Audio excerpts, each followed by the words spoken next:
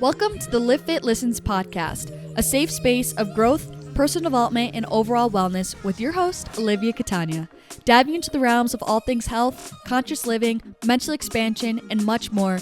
This podcast is designed to help you evolve into your best self and live fit. Let's get into the show.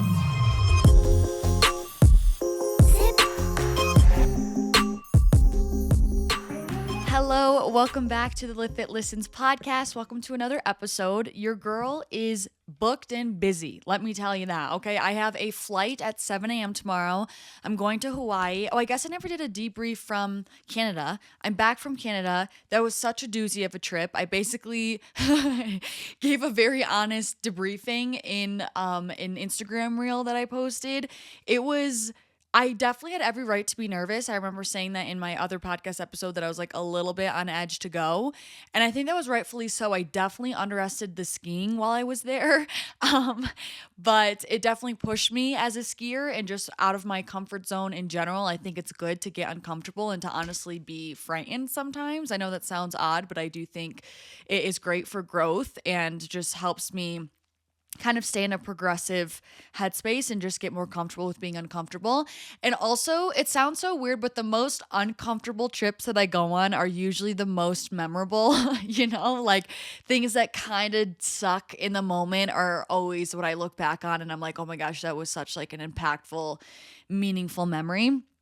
So it was just physically exhausting just because we did a lot of hiking when we were skiing, which basically means you're like taking off your skis and throwing them over your shoulder and you're literally hiking up the side of the mountain to get to a spot where the lift can't take you. It still can be technically inbounds terrain, which is what it was for us, but you had to hike in order to get there to get that high up of a point. But everything there was so much steeper than I thought.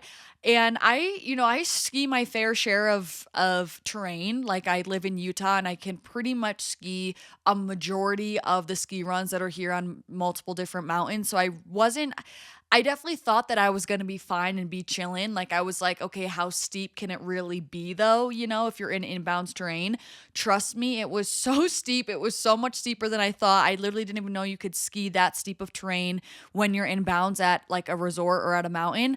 So yeah, gave me a run for my money. It was definitely a doozy. I constantly felt uneasy. I know this probably sounds like I had a terrible time. I actually had a lot of fun. It was again super memorable and just like a dope trip where I felt badass, but like don't get me wrong, I was uncomfortable the whole entire time. And I felt like a beginner skier again because I was so defensively skiing because we were just skiing in such high consequence terrain and like no fall zones, basically meaning if you fall, you'd be screwed. So like you really can't fall because of just how steep it is. You'd either be rolling all the way to the bottom or you'd be hitting rocks, cliffs, trees, or mostly a combination of all of those. So yeah, it was a doozy, but it was so beautiful. So we went to British Columbia.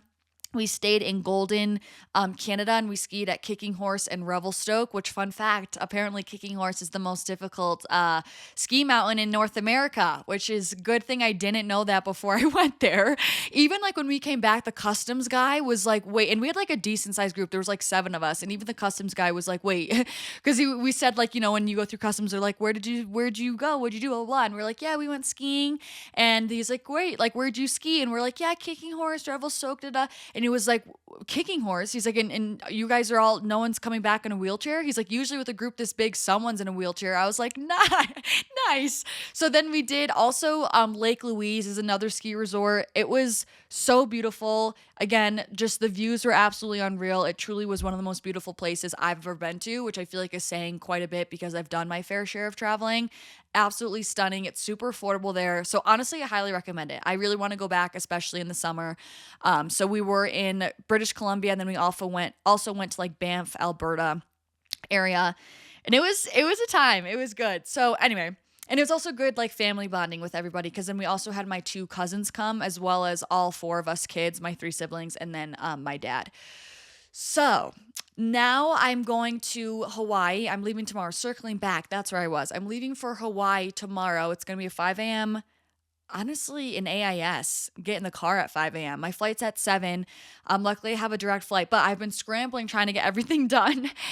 So I wanted to record this Q&A for you guys before I go. I want to get into my gratitude because I actually have a special announcement kind of intertwined in it. So I kind of have been hinting here and there that there is going to be another retreat coming very, very soon.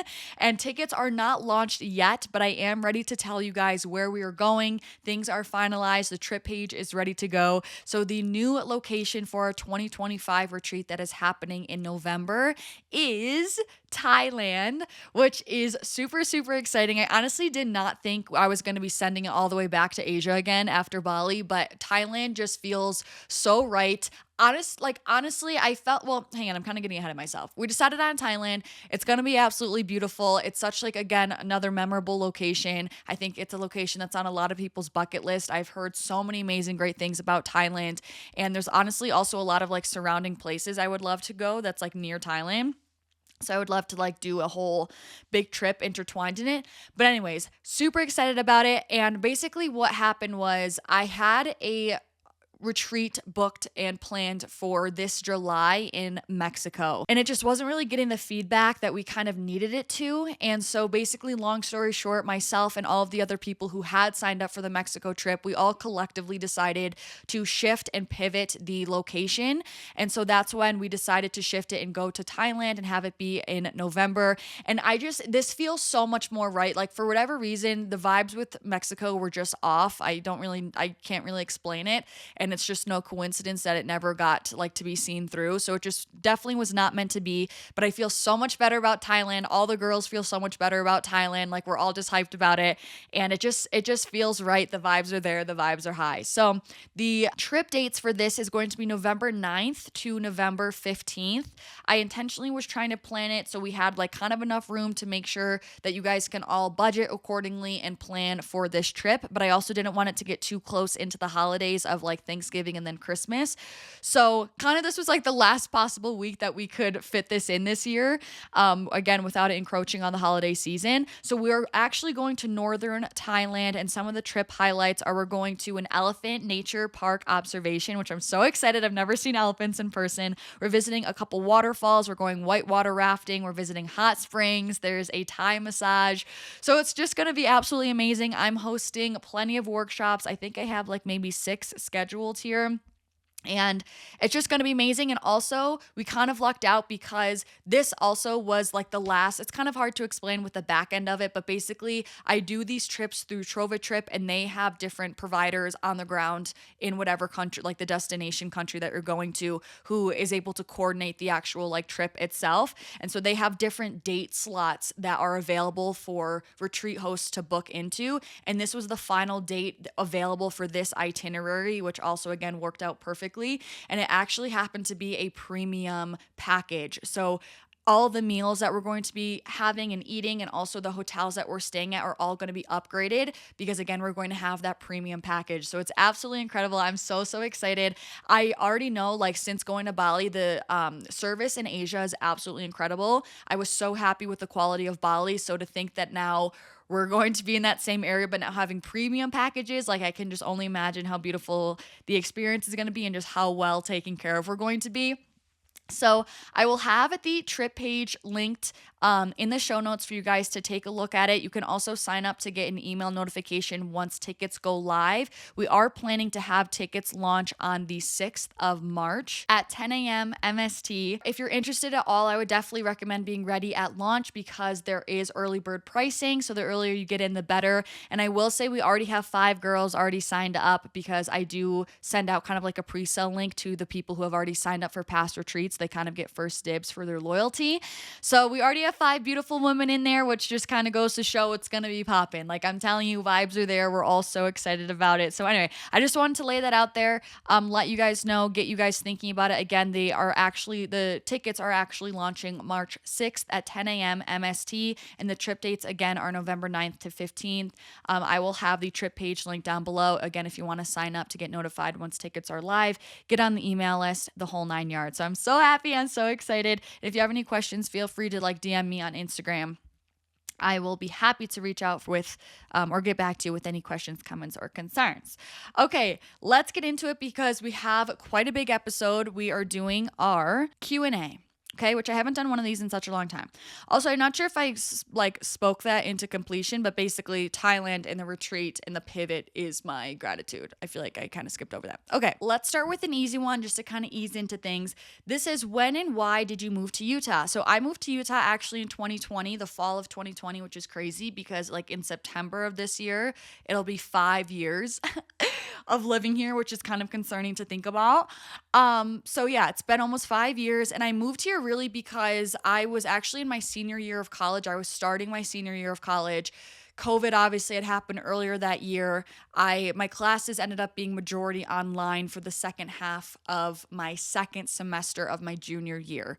So then when I was starting senior year, I personally did not enjoy my college experience at all. I went to school at Penn State. I was in Pennsylvania and I hated it. Respectfully to all the Pennsylvanians, I absolutely hated being in Pennsylvania. The sky was gray all the time and all there was to do was to drink and go to football games. And that's just like, I don't care about any of those things. So anyway, I could have made the decision to go back to school in person or I could keep my classes online. So I was like, oh my gosh, I'm going to so keep my classes online and I'm just going to come out to Utah because my brother was living here at the time and I'm just going to come stay with him kind of for a little bit. I honestly did not have the intention to actually move to Utah. Like it's kind of the funniest story.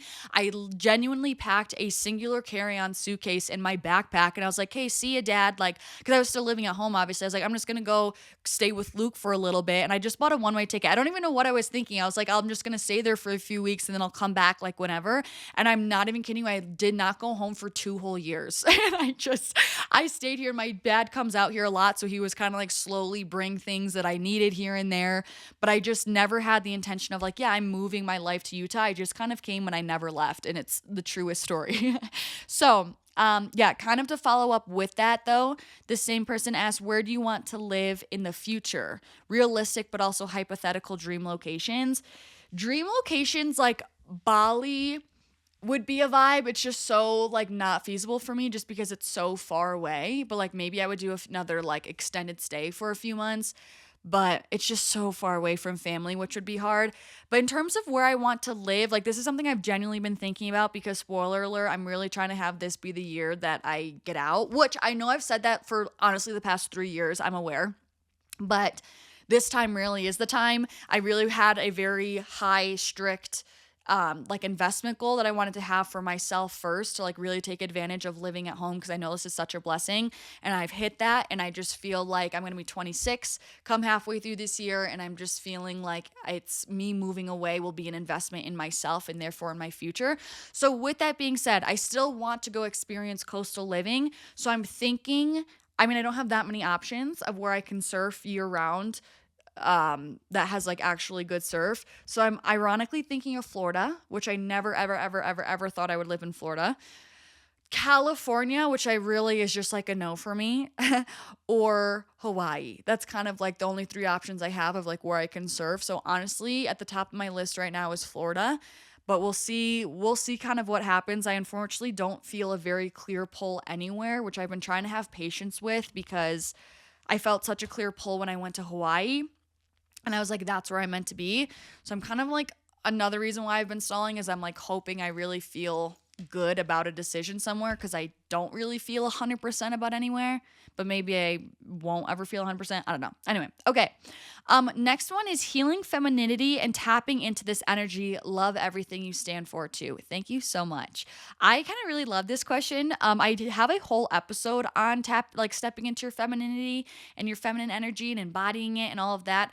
So if you can just you can type in like Spotify search bar, like Livfiit femininity, healing femininity or whatever, and it should come up. This is such a big one for me. And I think for a lot of us, because our society, unfortunately, is just completely structured around masculine energy. Our entire world runs off of masculine energy, even just like theories in society and ideologies and I don't even know what the word I'm looking for is, but just like the philosophy of our world is very much so from a place of masculine energy. It's always like, why? What's the scientific reason? Can you prove this? What's the logic? There's not a lot of I feel like emotion, intuition, flow. isn't super celebrated or prioritized in our society. So it's like, I think it's super important for us to do what we can to really make the intention to tap into our femininity and make sure we're really having the awareness of knowing where we're acting from. So the thing is everyone has masculine and feminine energy, no matter if you identify as male, female, whatever it is, everyone has both energy within them. And it's really about balancing the two and healing kind of both energies within you. So for femininity specifically, for me, one half of this was really just doing what I could to really feel into my feminine energy. And for me, that was doing very stereotypically feminine things. That was me dressing more femininely. I feel like it's such a hard word for me to say, femininely. Like wearing dresses, skirts, buying heels, painting my nails, doing my hair. Like I know it sounds kind of very stereotypical, like I'm saying, but it helped me really feel more into what it means for me to be a woman and feeling more feminine personally. Again, I feel like this is going to vary from person to person because what makes me feel feminine isn't necessarily going to make you feel feminine. So I would kind of go into this, what's the word I'm looking for? Intuitively, of what feels good to you, and when you reflect what makes you feel feminine and just simply do more of those things. A lot of the feminine energy is also flow, it's creative, it's play. So setting aside time to do those things, whether like really any hobby, I feel like, where you're really just doing it for the sake of doing it and being present because you enjoy it without any ulterior motive, I think is a great way to also tap into your feminine energy. Maybe it's painting, drawing, doing clay, dancing, singing, doing your makeup. I feeling all of those things, I feel like kind of get you into this flow, feminine, play, creative state. And the last thing I want to say as well is that a lot of femininity is receiving, because a lot of masculine energy is the doing, it's the pursuit. And so again, we're taught in society, if you want something, you need to work for it. Like, what are you doing to make this happen, right? Like you need to go out there and pursue it and make it happen. And there is a time and place for that. But the balance of femininity is now actually sitting back and allowing yourself to receive. It's surrendering, it's being. So doing what you can to also get in that space. For me, that's meditating, being in stillness, right? That's reading, that's spending time outside, that's getting still. And that's really releasing control in my life and releasing the limiting belief of feeling like I constantly need to work harder to make things happen, and instead choosing the perspective of I'm already good enough as I am. I can allow myself to receive because I am magnetic as I am. So those are kind of some action steps, some kind of mental shifts, some energy shifts that I really like to do to embody kind of my feminine energy and shift into that embodiment. Someone said a thank you because I'm going to start my first online business because of you. That is so sweet. I'm so happy for you and I'm proud of you, and you can do it. I'm rooting for you. Someone said, do you cycle track? If so, how? Yes, I use natural cycles. That's not my only form of birth control. We also will wrap her up. But yeah, I mainly cycle track. I'm not on any sort of other hormonal birth control or implantation birth control, any of that. Literally all you do is just take your temperature. You're supposed to take your temperature every day at the same time, like right when you wake up. And I'm literally talking like just with a thermometer. Like I literally use like thermometer that you would use if you're like checking your temperature if you have a fever. You just put the thermometer under your tongue, take your temperature. Again, try to have it be at the same time in the morning right when you wake up, like before you get out of bed, and you log it. And basically how it works is that we have a temperature spike when we ovulate throughout the month. Which happens one time a month throughout your cycle. And that's when that's like your fertile window. And so then the app can know that you are ovulating, that you're fertile, and that's when you need to use like the most protection in your cycle. And then it will tell you kind of, more so at the end of your cycle, if you are not at risk at pregnancy, and they will give you a green day, meaning that you're okay because you are no longer fertile. So of course, don't take this as medical advice. I know it gets some people angry. I'm not trying to tell you what you should or shouldn't do. I love cycle tracking. I absolutely love that I've never been on hormonal birth control. I feel great and I have a great understanding of my body, so I'm very confident in my decision. I think being educated with the feminine cycle and how it works makes you so much more in tune with your body and gives you a lot of your power back, and weirdly gives you more freedom and allows you to live less out of fear because you actually understand how things are working and your cycle and all of that. So I I personally love cycle tracking. I am an advocate of it, but I would never tell someone else to change what they're doing to do it. If you're interested, now you know some more information. I definitely would recommend looking into it, doing more research. If it's done correctly, which, spoiler alert, it's really not hard to do it correctly. It literally has a 99% effectiveness rate. So I love it. I'd recommend it. But of course, do your own research beforehand. And that's how I track my cycle. Ooh, how to stop seeking outside validation. I also did a podcast episode on this so freaking long ago, but it was like when I was fresh learning this lesson, and I remember I really loved that episode, so I would recommend going back and listening to that. But this is so important, again, because our society is also built on literally how much outside validation can we collect in a day? Like, quite literally, how did we do on our exam? Did we get a promotion? What's our payment? Did our boyfriend say something nice to us? Did we get a compliment from a stranger? What did someone say to us online? Literally, like, our whole brain is structured for outside validation, unfortunately, which is just what society kind of has led us into from a really young age. And I don't want to say it's not necessary. Like, of course, we want to feel celebrated by the people we love and people around us. There's nothing wrong with that. So I don't want you to beat yourself up. But I do think it's so important to learn how to give yourself validation and really declare that you are enough as you are because you say so, and really valuing your opinion of you rather than other people's opinions of you. When you do that, you really get your own power back, and you can live so much more freely and so much more stably is the other word I want to use. When I'm so heavily dependent on outside validation, my mood is just gone with the wind. It's literally, I'm so vulnerable. It's literally up to whatever circumstance comes my way that day. And it's just such a vulnerable way to live. And my mood would just constantly be unstable because it would be fluctuating all the time depending on what experience I ran into for that day. So when I actually take the time to like fulfill myself and give myself that recognition, I'm so much more stable, consistent, balanced, rooted, grounded, centered, all the things. So in terms of how to actually stop seeking that outside validation, like I'm saying, you need to actually give it to yourself. How do you do that? For me, a big thing is affirmations, to remind yourself just how great you are. I know not everyone loves affirmations, but I really like to use them when I find myself in a negative thought pattern, because the thing is that a lot of people don't realize is that our thoughts, we think, are just absolute truths, that like, no, I suck at this, that's the truth, when it's really like, no, what you are thinking are actually just habits. The way we think are habitual patterns. It's not truth. It's not as it is. It's simply just something we learned and created a habit loop of. So if we want to change that, you quite literally can change the habitual thoughts that you think to, instead of having the constant loop of I'm never good enough, all my work sucks, like I'm not going anywhere, you can release that thought habit and that thought pattern that has just been replaying for years and years and years. And you can work on, just like how you would start any other new habit, you work on creating a new thought habit of self-serving thoughts of I am good enough, I have what it takes, I'm going to great places, beautiful things always happen to me, and you can shift it in that way. So I like to use affirmations in those times where old thought patterns are coming up that I don't align with anymore and I don't want to keep perpetuating. And that's when I will say my mantra. Like, for example, if I make something like a piece of content, I'm like, this sucks, it's going nowhere, I need to have the awareness. Boom, I just had an old recurring thought that just is playing in a feedback loop.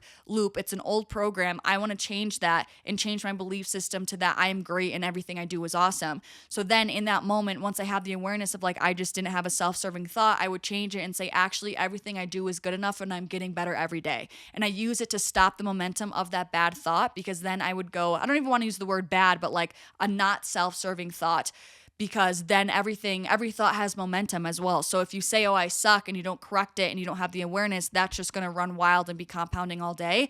So having a mantra or an affirmation allows me to stop it in its tracks, rewrite it, and start, steering the ship in that direction.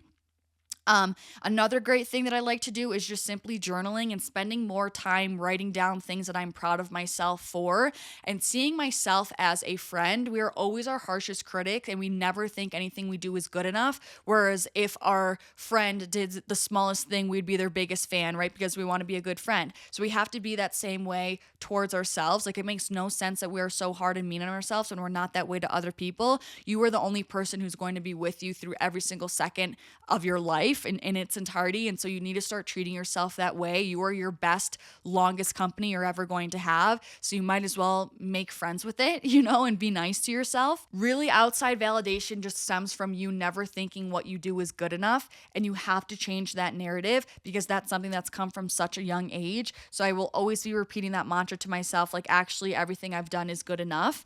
And I will actually celebrate my wins and just simply stop being so hard on myself. But the biggest thing is you have to give yourself that validation and recognize when you're craving it from someone else. Like, that's why awareness is so huge, because sometimes you don't even realize you're doing it and then you can't really shift it. But if you find yourself acting from a place where you're like getting upset from your boyfriend because he didn't say the thing that you wanted him to say, it's kind of like you need to ask yourself, why do I want him to say that to me so badly? Like, maybe you just want that connection with him, or is it really just because you don't feel confident in your own decision, or you don't feel confident in the work that you did and you're wanting someone else to give you that validation and recognition? Recognize that and say, actually, I have the power to give that to yourself, and give it to yourself. Say it to yourself in your head and acknowledge it, and that will fill the void that you're seeking from someone else. Like, you have the power to give everything you're wanting from someone else to yourself. Is it too late to start as a fitness influencer / content creator? I'm 27 and tempted. It is absolutely not too late. The industry just keeps growing and growing and growing. Like, someone could have said that like 4 years ago and never started, and look where they would be now. Like, the industry is growing. It continues to grow. There's not really an end in sight. So I do not think it's too late at all. 27 is also still so young. I truly don't believe it's ever too late to start anything. And there's a saying that's like, the best time to start was yesterday, but the second best time is to start today. So just get after it. I think there is still so much room in the space, and people think it's oversaturated and this and that, but it's really not. It's online. It's the internet. There's an infinite amount of space. It's not like you're trying to open up another store on the street and there's only so many like spaces available for rent. Like, it is an infinite space, and feeling like it's oversaturated or whatever, those are all just simply scarcity mindsets and limiting beliefs that just aren't true. It's literally the internet with infinite space. Like, it's not oversaturated. And if you are true to yourself and authentic and speak about things you're passionate about, you will stand out. And that's really just what it comes down to. Like, honestly, I was just thinking about that. I was like emotional yesterday just because I've had so many amazing things happening to me lately. And I just was feeling so insanely grateful, and honestly just like having a weird out of body, like surreal experience of like, I can't believe I'm where I dreamed of when I was 17. And this was hands down the best decision I could have ever made. And I'm so proud of myself for the work I've put in every single day over the past like 8 years at this point, which is crazy to say. So yesterday I just was so happy. I just was like, wait, I'm living my dream and this is what it feels like. And I was like, everyone deserves to feel this way in life. This is how life should feel. So I just want to like push that to you of like, if you have a dream for this and it's genuinely a soul pull, a genuine heart desire, like that means it's meant for you. That's why you want it.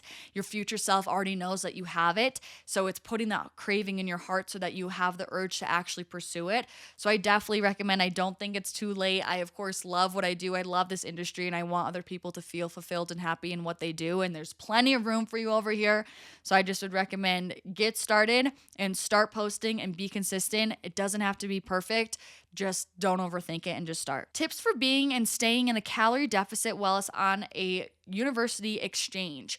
My biggest piece of advice for this is listen to your hunger cues, but there is kind of a caveat because you also have to have, some people have muted hunger cues from really heavy restriction or really heavy overeating. So this kind of is going to depend, but to my average listener, the best way that I do this without tracking calories is genuinely just listening to your hunger cues. Basically just meaning don't eat until you are really full every time.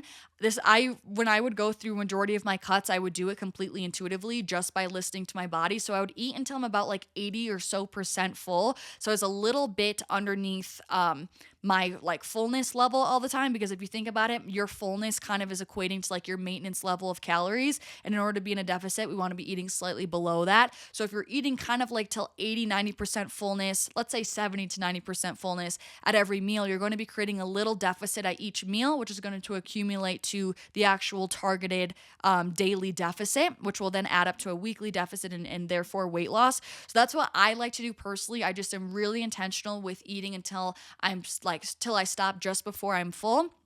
Again, I'm not endorsing to starve yourself. This is just, again, specifically if you have a goal to stay in a calorie deficit. It's just math, it's science. You need to be in a deficit in order to lose body fat, again, for the average client here. Another thing you can do is just simply also eye your portion sizes to have them be a little bit smaller than they were like a week or two prior. It also helps to eat on like smaller plates. These are just kind of like little tricks to do that help you inevitably, without having to think too hard, eat slightly less. So like having a smaller plate, eating more slowly helps you really be in tune with your hunger cues as well. Drinking water as you're eating, it just really helps you kind of decipher when you're actually full, and also your satiety cues and all of that sort of stuff. This is a fun one. It says, what advice would you give for someone trying to balance a fun but goal-oriented and disciplined life? I love this because I kind of feel that way. And I think it's so doable. I think that it's kind of just making me think of work hard, play hard. You know what I mean? Like, I feel like it really just comes down to grinding when you say you're going to grind, doing what you said you were going to do, show up when you said you're going to show up, check off your boxes, but then understand when it's time to actually like give yourself rest and recuperation and fun. I feel like the perfect example is that I'm grinding right now, but I'm going to Hawaii tomorrow and I'm hanging out with one of my best friends and I'm going to enjoy the sun and surf and all of the sort of things. So I think it really just comes down to kind of time management and priorities in a way, and knowing kind of when to compartmentalize things. I think the downfall of some people is that they are either all fun or all disciplined, and they're not actually allocating time to both. So kind of a way to go into it is almost scheduling in your fun in the beginning to sometimes, because I know it can be hard when you're really goal oriented and disciplined to allow yourself to have that rest and like take breaks, but it's so important to prevent burnout, and you just perform better and you work better after you've had rest. So if you need to in the beginning, literally pencil in your fun, whether that's going out with friends, going to dinner, a vacation, literally plan it, or like a weekend trip or a staycation. Plan it so you kind of have to force yourself to do it. And then I think eventually it will kind of become more intuitive. But I promise you, it's so possible to balance both. I think it just comes with priorities, working when you know it's time to work, so that therefore when you want to step away, you actually can and enjoy it. But if you don't ever actually clock in to begin with, you're just kind of going to end up abandoning your workflow, which is so important with actually like achieving goals and having a disciplined life. This is such a good one. It says, how does a person overcome a self-victimizing mindset over past mistakes? I love you, Liv. I love you too. Thank you so much for your support. This is such a good one, and this was honestly a huge lesson I learned last year from my little mentor, Allie Nympho. This is huge. I did put this into ChatGPT so that I could decipher the question a little bit better, because I honestly was a little bit confused at first. So just in case anyone wants some elaboration before I go on a major rant right now, it says, this question is asking how someone can stop seeing themselves as a victim due to past mistakes and instead take responsibility, heal, and move forward. It's about shifting from a mindset of self-pity or blame to one of empowerment and growth. A self-victimizing mindset means constantly feeling like life is unfair, or that past mistakes define you, often lead to guilt, regret, or helplessness. This is just such a good one, okay? I really want to thank you for asking this, because I know so many people feel this and relate to this, and I think understanding this lesson, which I'm about to say, really will just free people and will actually allow you to move forward. This, again, I learned from Allie Nympho. She is an intuitive, a psychic medium, and kind of like a mindset coach, does neuroscience, all the things. And she is very adamant about the fact that your soul chose all of the trauma that it was going to go through in this lifetime. And it all happened with a very intentional reason in order to teach you certain lessons. I understand how it's so easy to feel like, but I had it the worst it's ever been. Like, I went through a terrible thing. Why me? This completely derailed my life. Like, I'm never going to be able to get past this. Or again, blaming yourself for past mistakes, whatever. You have to learn to look at obstacles in your life with loving eyes and truly see and recognize that these are only simply opportunities for us to grow as human beings. I've said that in a recent past podcast episode, that obstacles are actually simply just opportunities. So it's so easy, again, with how we're conditioned in society, that we're supposed to see things as good and bad, but really things are nuanced and there's good and bad in every single situation. And in these things that seem, these situations or people or experiences that seem quote unquote bad at face value to the ego, kind of from like a reality lens, there's so many things deeper than that that we're not actually seeing and appreciating. And you have to understand, like, how do you make a diamond? It happens from pressure. There's absolutely no growth that would ever occur in life if we never actually went through a certain challenge in order to learn it. That is such a fundamental law. That is the only real way to learn things. It's kind of the same thing even in school. Yeah, they're teaching you things, but how do you know that you actually know it? You have to take a test and pass the test. The test is difficult. It may give you anxiety, right? It sounds just what it is. It's a test, which happens in life with these obstacles that come our way. They're simply just opportunities for us to learn lessons and deepen into things. And you might say, okay, well, what's the point of suffering to learn things? Like, shouldn't we just already know them? Well, then what would be the point of even like incarnating in this lifetime or coming to earth? Like, what would even be the point? That's like saying you're watching a movie and you already know like everything that perfectly happens. There's absolutely no conflict. There's no resistance. There's no nothing. Everything just happens perfectly. That's it. Done. The end. It's like, hey, that was so meaningless. Nothing happened. There was nothing like impactful in that storyline. Or the same thing, that's like playing a video game with having there be actually like any no kind of point or thing that you're working towards in the game. It's like having all the cheat codes in the game. It's like, what's the point of even playing it? I guarantee you would get bored in 3 minutes, or you would get bored 10 minutes into the movie because there was no kind of plot line to it. So it's like, you have to just realize that like it is all working out for a reason. Like, and it kind of sounds cliche, but it's true. Like, our lives are a movie. And I know we say it like as a joke, but it is. Like, we're all the main characters in our own movie. And any good movie, there has to be some real ass freaking conflict of like, oh my gosh, so the audience is like, is she going to get through it? What's she going to do? How is she going to handle it? Like, we literally are living in a movie, and it's up to us to make it a freaking good one and having a sick freaking plot line. Like, that's kind of where I'm at. So I think that's just something like big to remember, that I promise you, it's always, always, always, always, always, it's always happening for you. I think I want to open up about things with my family, but I also don't, because I want to respect their privacy. But let me just say this, for example, okay? There is a person in my family who really, really struggles with their mental health. And growing up, it kind of really took a toll on me and worried me and was very, it was of course very concerning, and I was a young kid having to deal with that. And I am so thankful that I had to deal with that person was in my life at such a young age, because that truly is what instilled one of my passions for having strong mental health, 100%, because I knew when I was younger that I never wanted to be in that scenario. And from that point on, I really wanted to make sure that I was happy, that I saw the good things in life, and that I took care of myself mentally. And the only reason why I had that realization is because I saw the contrast of what I could be. Like, the contrast of the obstacles in our life is what gives us perspective of what life we want to live, of how we want to be, of what we want to lean into, of what we want to get close to. Another amazing example is the whole dysfunction in my childhood of my horrible divorced parent scenario that happened. Like, I learned so much, and so much about what I am passionate about has come from that. A lot of my interests have come from the hardships of going through a divorce at a young age. And it also allowed me to be way more empathetic. I have way more depth as a person. I'm way more understanding. I think I'm wiser beyond my years, because I went through something very emotionally taxing when I was younger, and I saw a lot of things. So it's like, we need to stop looking at these challenges in our life and feeling like, oh, I'm done. My trauma like ruined me, and that's that. It's done. No, like, your trauma is your power. There's also a saying that there's purpose in your pain, because it's for a reason. That's where you find what you're passionate about, what's meaningful to you, what's impactful for you. There's people who get hooked on drugs, and they could look at that and be like, yeah, my life's over. This is done. I got caught with some bad people and this is it, I'm throwing in the towel.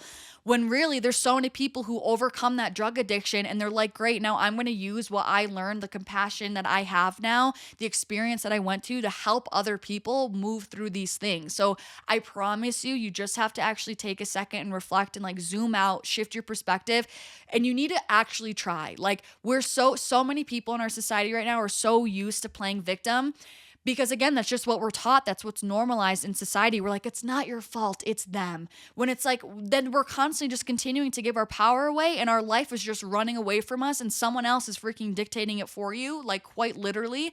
And you have to take your power back and like you need to actually try, like as if like whatever you want your reward to be, maybe it's that I'm paying you 100 grand every time you can think of something good. You need to try like your life depends on it, like quite literally, to really see, okay, like if it's life or death right now, what can I pull out of this situation that's a good thing for me, that would be a positive? Like that's how hard you need to try, especially when you're really deep in this victim mindset or just feeling like everything is gray and dull. You have to try that hard, even if you can pull out one positive thing from a hard situation and start with that. And I promise it'll bring you more clarity and it'll get easier and easier and easier to pull out the blessings in hardship because they're always there.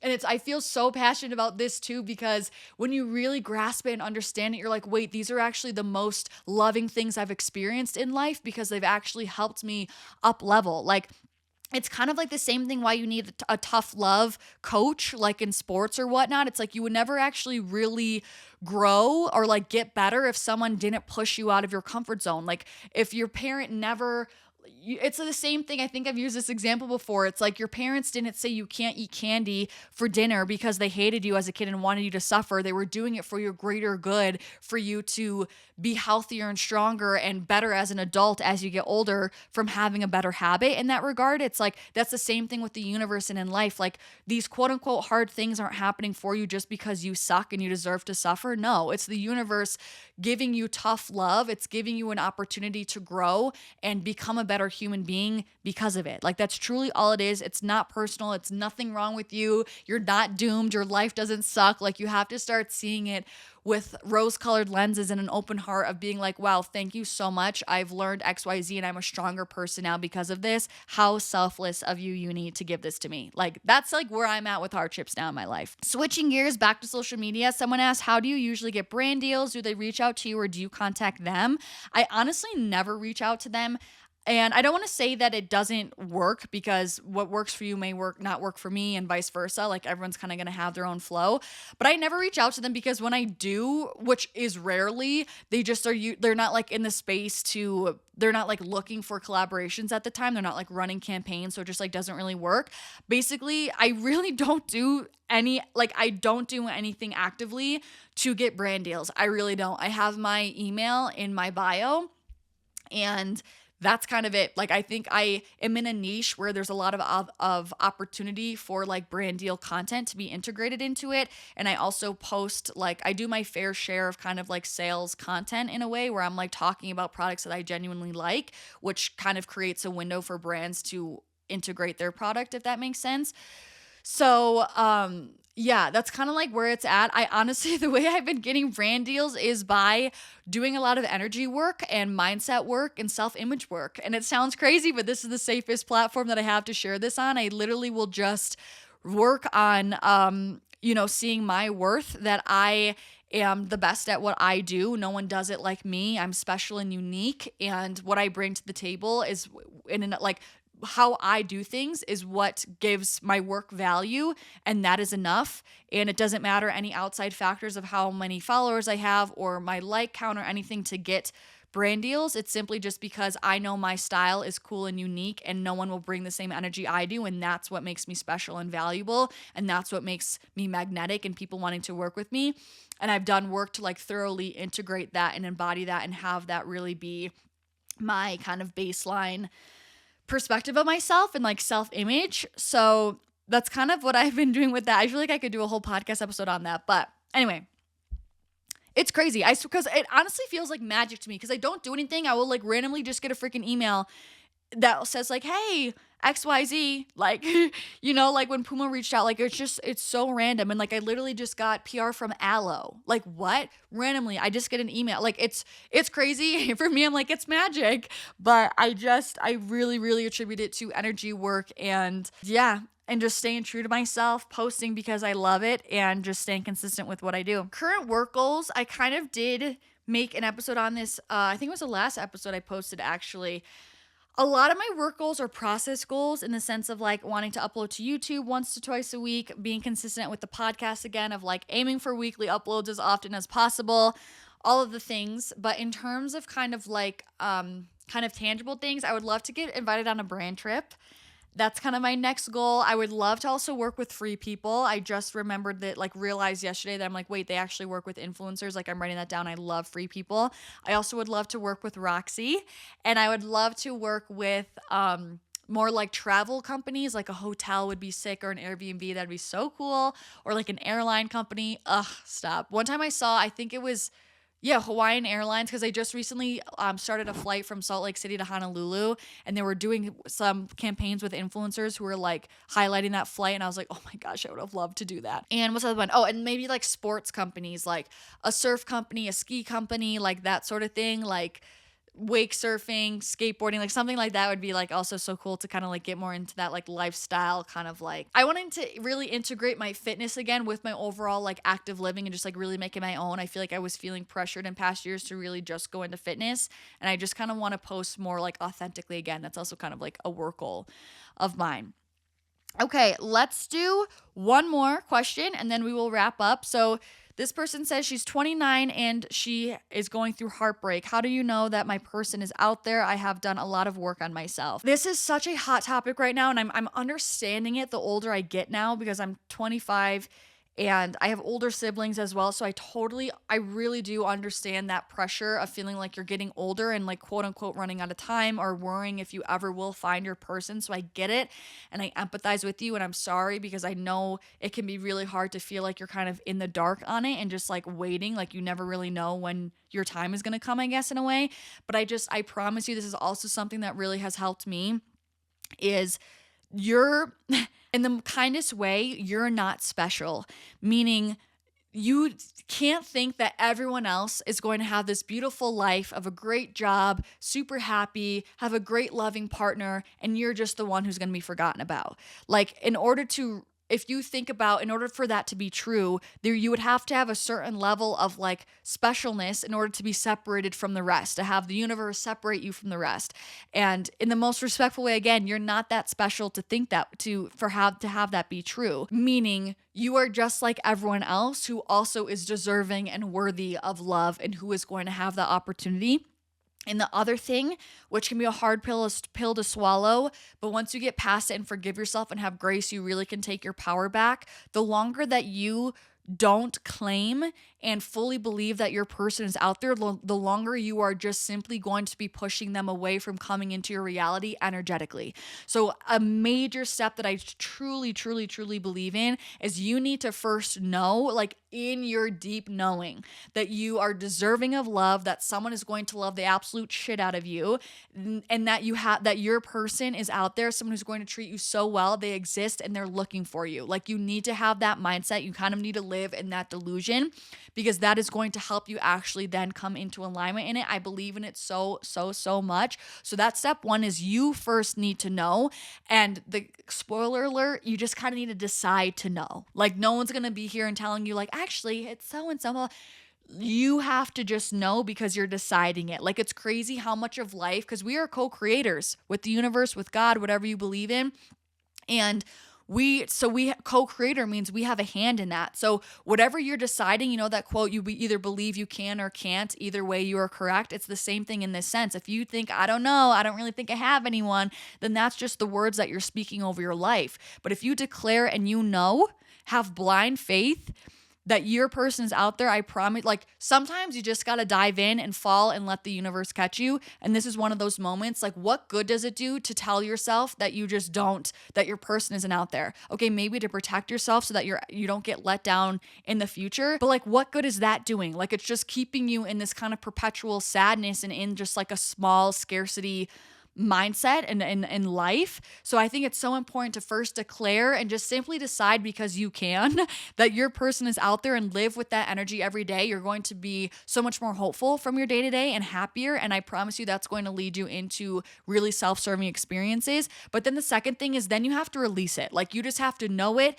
embody it, and then release it. The longer that you're waiting, forcing it, trying to control it, when is it going to happen, blah, blah, all of that is resistant energy, which completely just pushes everything away. It's just simply energetics. And additionally, there is something called the law of opposing forces, meaning the more that you want something, if you want something so bad, the law of opposing forces means every force has an equal and opposing force. So if you want something really bad, that means the same thing really doesn't want you. So you kind of need to release it. You need to let it go. You need to release the timelines, and you just need to fully surrender into it and be fully accepting of your timeline, of your path that the universe has you on, that you are walking. Be fully unapologetically surrendering in it, and release it, and know that it's something that your soul craves, but knowing that you will still be okay either way. And even just honestly seeing some of the negatives of being in a relationship, just so you don't feel so like desperate for that want and desire, then you'll be able to kind of neutralize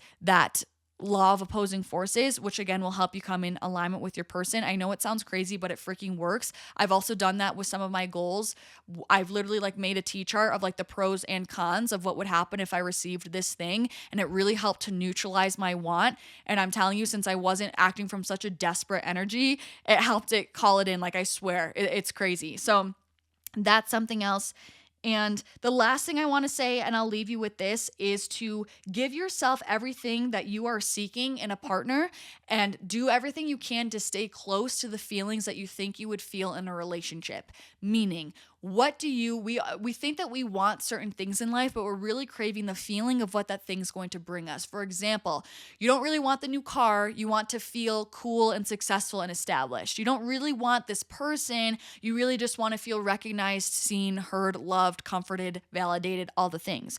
So really sit down. This is a great journaling exercise. Reflect on like the feelings you think that you would feel from having a partner, and reflect on those feelings and think about, okay, how can I feel these things now? What things, like, draw parallels. What other activities can I do in my day-to-day that bring these feelings to me as well? Even for me, I just will simply meditate on those emotions. For me, mantras and meditation is wonders for me. So me literally meditating and like having mantras around these feelings really help me feel them in meditation. But maybe for you, if you want to feel cared for, maybe you feel very nurtured when you have like a self-care night and you're taking a bath, like things like that, where you are drawing parallels and doing actions that make you feel those same feelings that you're going to feel in a relationship, because then you kind of end up already being that energetic match to the version of you that has a partner and that is in a very loving relationship. Also sounds woo-woo, but I promise it works absolutely like a dime, like a charm. I have also done that, and that has been a huge way that I've manifested over the past like 6 months or so. So really focus on trying to feel the feelings that you think you would feel in a relationship now. It will collapse the timeline and will allow you to be that version of yourself who is already experiencing those things, and it will allow you to call in more experiences that give you those feelings, because like attracts like and creates more like, and therefore that is when your partner will come in to continue giving you those same feelings. Dating yourself is so real. I think it's very, very true. Kind of just do what you would do in a relationship. Do them for yourself, do them with yourself, and you'll be amazed at kind of how much more you come into alignment with that whole version of life. So that is everything. I hope you guys enjoyed this episode. I loved chatting with you guys. I will be in Hawaii. I think I might have another week be skipped. I'm not sure. I just haven't had time to try to pre-record another episode, but I love you guys so much. I really appreciate you guys taking the time to listen. The affirmation for this episode is, I give myself permission to step into my fullest self. I give myself permission to step into my fullest self. I love you guys. Again, the Thailand retreat is happening this November from the 9th to the 15th. And tickets go live March 6th at 10 a.m. MST. And again, there are early bird pricing deals, so the earlier you get in, the better. I'm sending you guys so much love. Thank you so much for listening, and hopefully I'll see you in my next episode. Peace out.